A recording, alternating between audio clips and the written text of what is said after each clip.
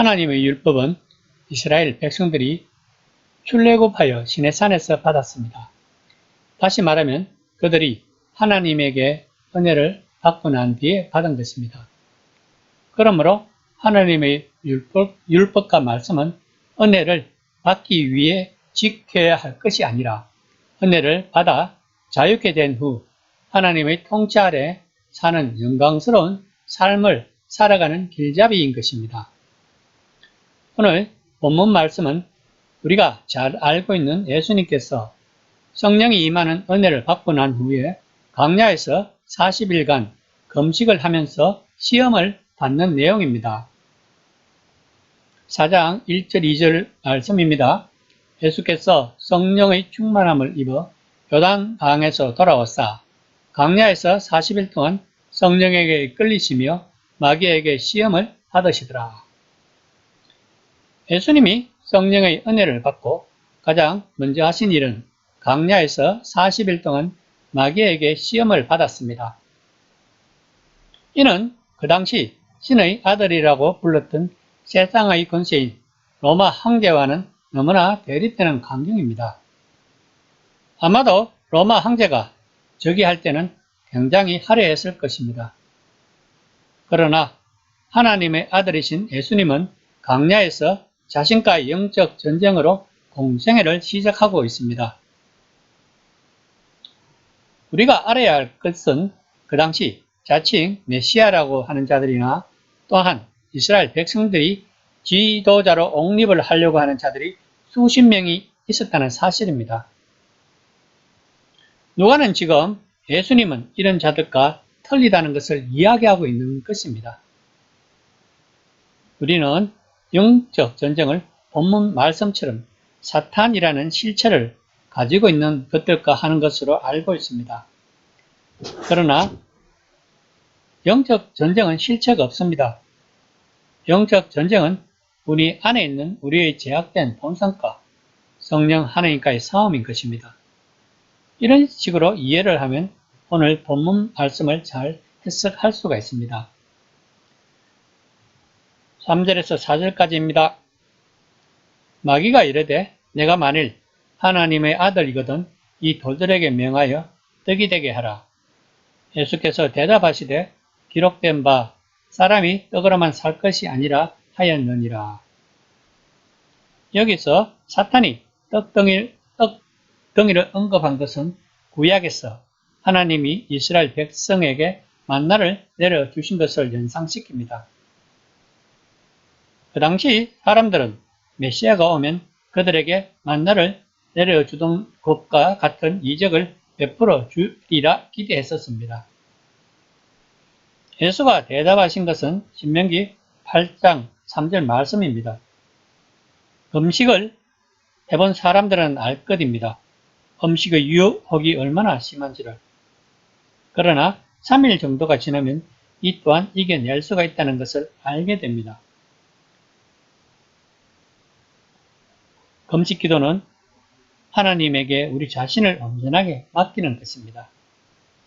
무슨 교회를 부흥시키려고 또는 무슨 문제를 해결하기 위해 하나님에게 때를 서는 것이 아닙니다. 하나님에게 나의 생명까지도 맡긴다는 하나님에 대한 무한한 신뢰를 나타내는 것입니다. 5절에서 8절까지 말씀입니다. 마귀가 또 예수를 이끌고 올라가서 순식간에 천하 만국을 보이며 이르되 이 모든 권위와 영광을 내가 내게 주리라. 그러므로 내가 만일 내게 절하면 다 내 것이 되리라. 예수께서 대답하여 이르시되 기록된 바 주의 하나님께 경배하고 다만 그를 섬기라 하였느니라. 그 당시 세상 권세는 로마 황제가 가지고 있었습니다. 그러면 로마 황제는 마귀에게 절을 했다는 것이 됩니다. 예수님은 또다시 신명기 6장 13절 말씀을 인용하십니다. 이것이 바로 우리 기독교인들의 삶인 것입니다. 우리는 끊임없이 우리의 삶을 성경에 기록된 하나님의 말씀을 적용하여 우리의 삶에서 예수님의 향기가 나야 합니다. 말씀 따로, 삶 따로가 아니고 말씀과 삶이 일치되어야 하는 것입니다. 이것이 성화의 과정입니다. 다시 말하면 구원을 받고 있는 현재의 우리들의 모습인 것입니다. 9절에서 12절 말씀입니다. 또 이끌고 예루살렘으로 가서 성전 꼭대기에 세우고 이르되 내가 만일 하나님의 아들이거든 여기서 뛰어내리라. 예수께서 대답하여 이르시되 주 너희 하나님을 시험하지 말라 하였느니라. 마귀가 예수를 시험하기 위해 예루살렘 성전으로 이끌고 갔다는 것은 하나님의 권위에 대한 정면 도전이라고 보아야 합니다. 이것은 굉장히 중요합니다. 많은 목회자가 성공적인 사역을 하고 난 후에는 초심을 잃어버리는 경우가 많습니다.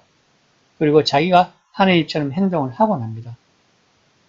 인간은 본능적으로 자신을 가시하고 싶은 유혹이 있는 동물입니다. 그러므로 우리는 항상 우리 자신이 잘 나갈 때 우리의 삶을 성경 말씀에 비추어 보아야 합니다. 우리 인간들은 누구나가 다들 로마 황제 같은 건설을 갖고 싶을 것이며 부와 명예도 가지고 싶을 것입니다. 그러나 예수님은 이 모든 것을 거부하셨습니다. 인간의 본능을 거부하는 것, 바로 이것이 영적 전쟁의 본질인 것입니다. 13절 말씀입니다.